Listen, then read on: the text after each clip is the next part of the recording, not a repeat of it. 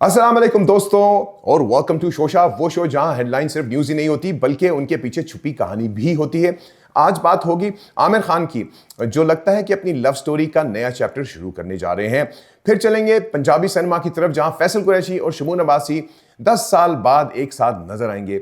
और मोमिना इकबाल की wedding festivities के हवाले से भी बात की जाएगी, जो कि आजकल ट्रेंड कर रही है on the social media. Talha Anjum ने सोमालिया में फंसी पाकिस्तानी सीफर्स के लिए भी आवाज़ उठाई, उस हवाले से भी we will definitely be talking about it. और टेक्नोलॉजी की दुनिया में देखेंगे कि एनवीडिया के सीईओ जेनसन हुएंग कैसे एआई इंडस्ट्री के सुपरस्टार बन गए हैं, और ईद पर पाकिस्तानी सिनेमा ले रहा है एक नया एक्सपेरिमेंट। यस, ज़ॉम्बी, जो कि बेसिकली ईद पर आप लोगों ने देखी, but I wanted to also talk about that. साथ ही बात होगी पंजाब में सिनेमाज को मिलने वाली एक्स्ट्रा टाइमिंग रिलीफ। तो चलिए तैयारी करें, हम शुरू करते हैं शोशा। यस, आमिर खान की शादी। यस, बॉलीवुड में अगर कोई चीज़ अनप्रेडिक्टेबल होती है तो वो आमिर खान की पर्सनल लाइफ है। आमिर खान ने ऑफिशियली कंफर्म कर दिया कि वो 5 जुलाई को गौरी स्प्रत से शादी करने जा रहे हैं। इंटरेस्टिंग बात यह है कि कुछ महीने ही पहले वो कह रहे थे कि वो शादी उनके लिए प्रायोरिटी नहीं है, लेकिन अब उनका कहना है कि रिलेशनशिप को नेक्स्ट लेवल पर भी लेकर आना है।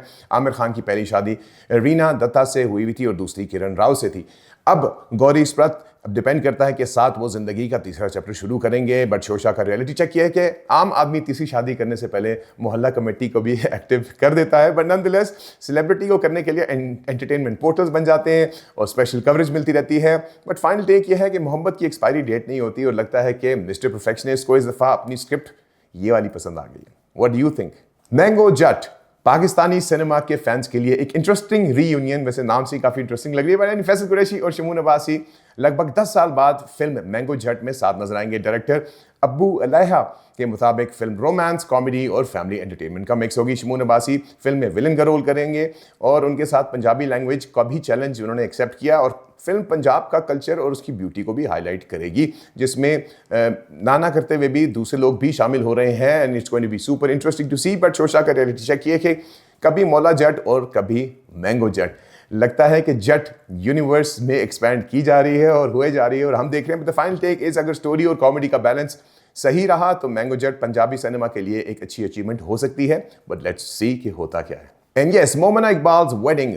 अब बात करेंगे एक रियल लाइफ वेडिंग स्टोरी की। मोमिना इकबाल ने हमजा हबीब के साथ शादी कर ली और उनकी वेडिंग फोटोज सोशल मीडिया पर काफ़ी वायरल हो गई हैं। दुआ खैर से लेकर बारात तक हर इवेंट पर उनके आउटफिट्स पर अटेंशन थी। सबसे ज़्यादा डिस्कशन उनके ब्राइडल लुक पर थी, जहां उन्होंने 3 दुपट्टे कैरी किए थे। जी हाँ, 3 दुपट्टे, बहुत बड़ी बात है। बट आम लोग तो एक को नहीं संभाल सकते। बट एनीवेज, फैशन इंडस्ट्री का एक नया ट्रेंड उन्होंने बेसिकली कर दिया, एंड आई थिंक ये एडवांस लेवल पे चल रही है। बट एनीवेज, फैंस के मुताबिक फैंस की तरफ से मुबारकबाद भी आ रही है, एंड ब्राइडल लुक्स को भी खूब पसंद किया जा रहा है।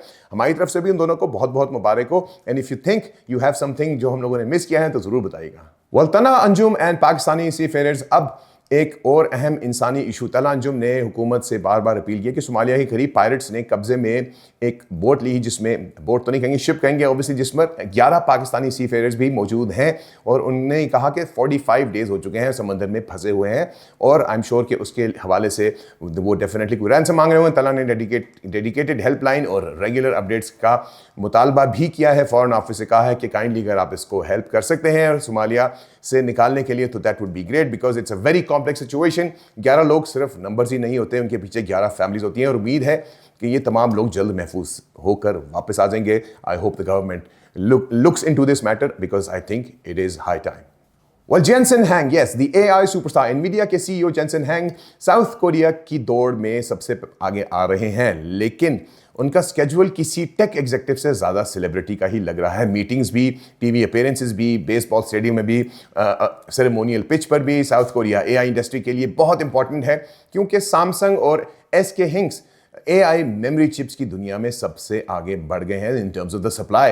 एंड एक्सपर्ट्स के मुताबिक रोबोटिक्स और फिजिकल AI का फ्यूचर में डेफिनेटली साउथ कोरिया का रोल भी काफ़ी बढ़ जाएगा। एंड यस, हमारा शोशा का रियलिटी चेक किया कि पहले CEOs बोर्ड रूम्स में मशहूर होते थे, लेकिन आजकल स्टेडियम्स और टीवी शोज पर ही मशहूर हो रहे हैं। और लगता है कि जेनसन हैंग सिर्फ AI की पॉपुलरिटी चार्ट्स पर भी नहीं है, आई थिंक वो एंटरटेनमेंट पे भी काफ़ी ऊपर चले जाएंगे। Let's see how it flows. Yes, Zombied, Eid पर ज़ॉम्बीज ही ज़ॉम्बीज। और यस, हमारी ईद पर रिलीज हुई थी पाकिस्तानी सिनेमा में पहली large scale zombie action film. Zombied release होने और हुई, और बेसिकली उसमें फ़ाद मुस्तफ़ा, महविश हयात और काफ़ी इंटरेस्टिंग फैक्टर्स थे और काफ़ी VFX थे एंड काफ़ी लोगों के पॉजिटिव नेगेटिव फीडबैक्स आ रहे हैं, बट फेक ब्लड तो भर बढ़ के आ रहा है। प्लस उनकी अपनी campaign in terms of promoting the film was out there and I think it still is, और सोशल मीडिया वाज ऑल कह लें कि भरा हुआ था, people were talking about it. और yes, it is very interesting because Pakistani audience के मुताबिक तो हम सब यूजुअली मोहब्बत और नफरत की फिल्में बनाते हैं, या we try to make something different, but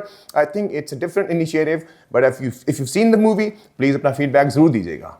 and yes, cinemas को एक्स्ट्रा टाइम, येस, तो आखिर में सिनेमा इंडस्ट्री के लिए एक अच्छी खबर आई गई। पंजाब गवर्नमेंट ने सिनेमास को रात 11 बजे तक खुला रहने का कह दिया है, निराद दे दी। फ़ाद मुस्तफ़ा ने कुछ दिन पहले ही सिनेमा टाइमिंग्स बढ़ाने की अपील की थी। अब उन्होंने सोशल मीडिया पर फैंस को और ये सिनेमा बढ़ जाने पर और टाइमिंग बढ़ जाने पर they are looking forward for it and I think everybody is appreciating this.